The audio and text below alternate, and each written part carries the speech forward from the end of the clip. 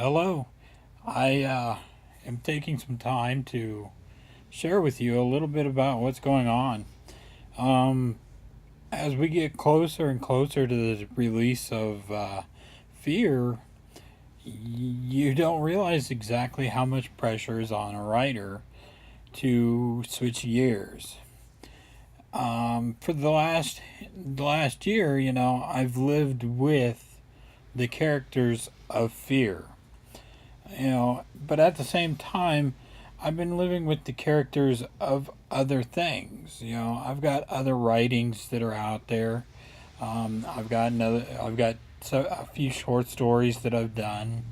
But I've also done several other things that are not quite what you think would be going on.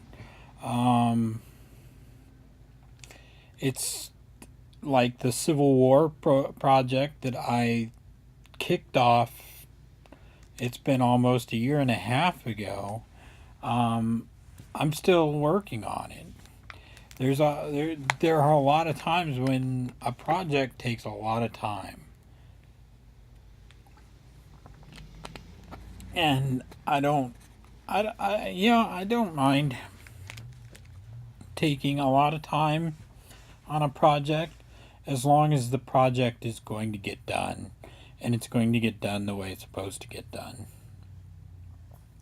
Um, which when I kicked off the Civil War project, I started off thinking, "Oh, I'm gonna do the whole Civil War, and then I'm gonna, I'll be big and famous." And I learned real quick that there is a lot of work in trying to do the whole Civil War in a single volume. I don't think I could have done it. I don't think I could have even done it in two or three volumes. Um, I have to say that for the biggest part, I'm really I'm happy to be doing what I'm doing with it. I've narrowed it down. I narrowed it down to the Western theater of the Civil War, which is pretty much the Mississippi Valley states.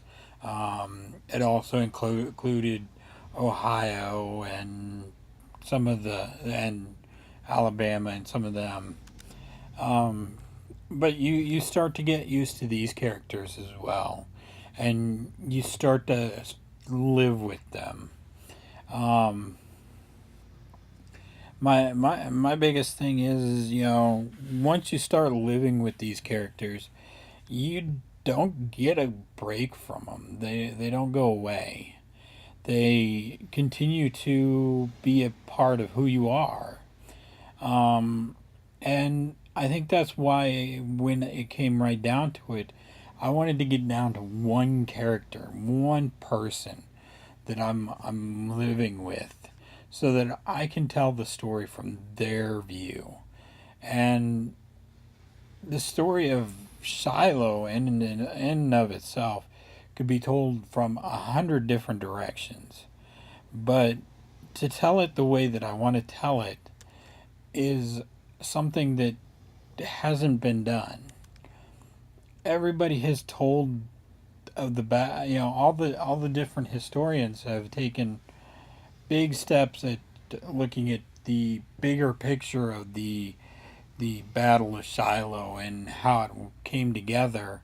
But as I'm looking at it, I go, you forgot. Here's General Grant, and he's in a very bad place.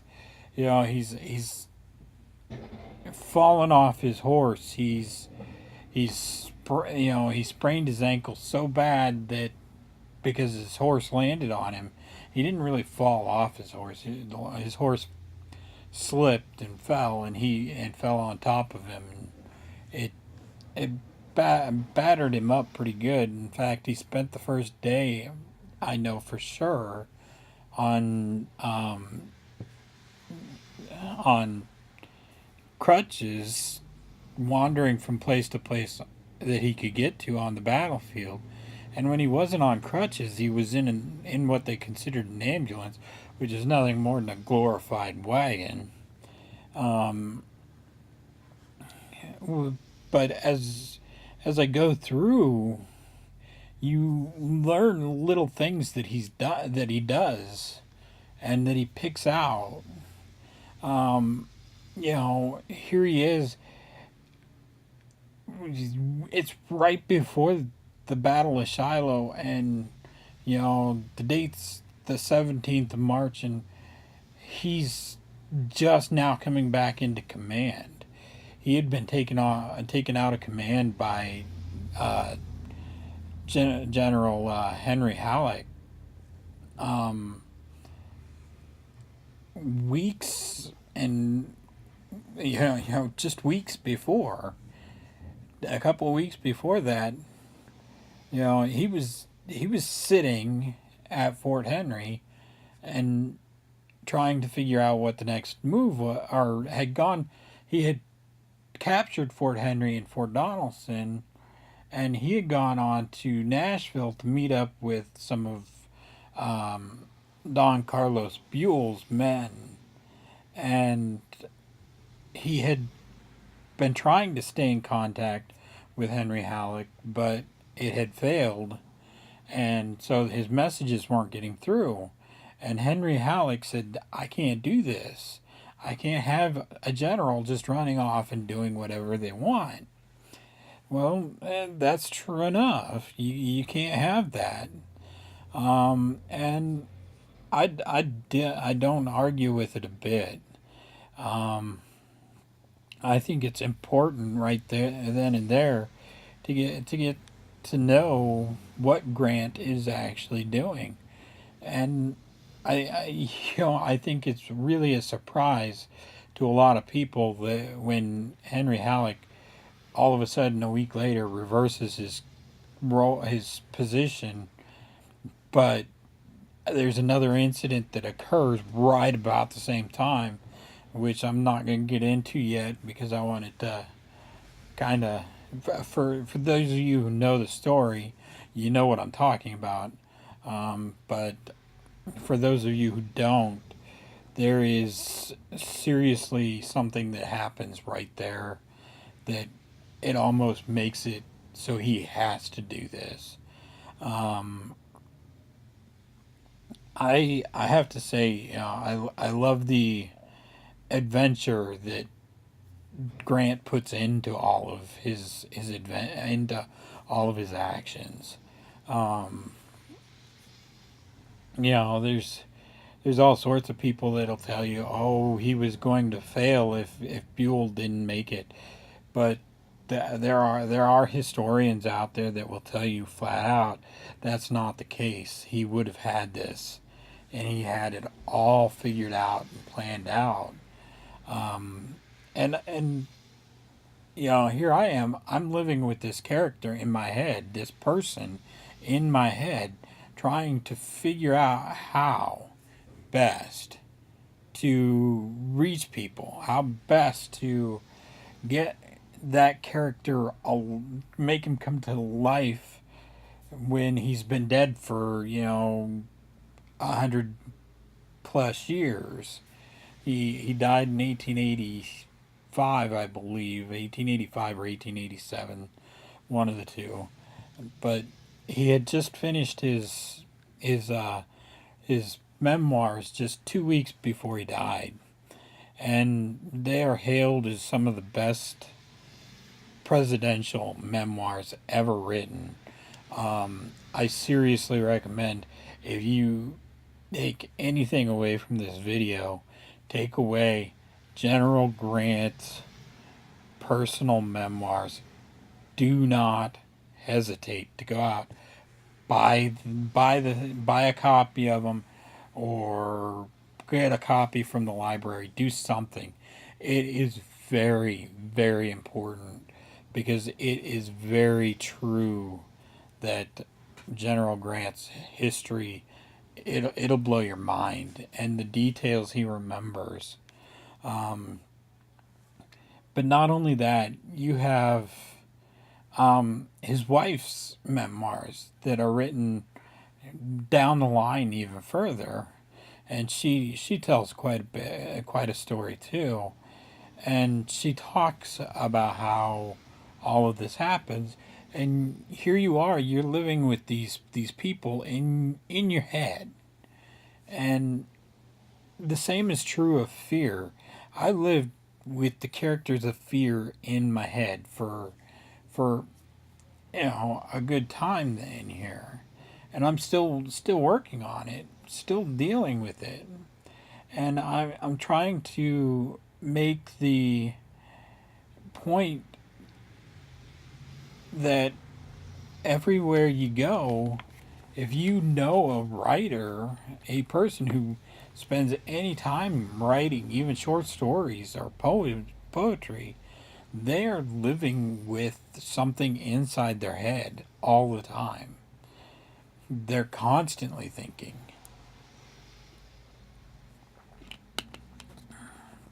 Now, I know you think maybe a poet is not thinking the same way as a novelist. Well, you're right. They're not.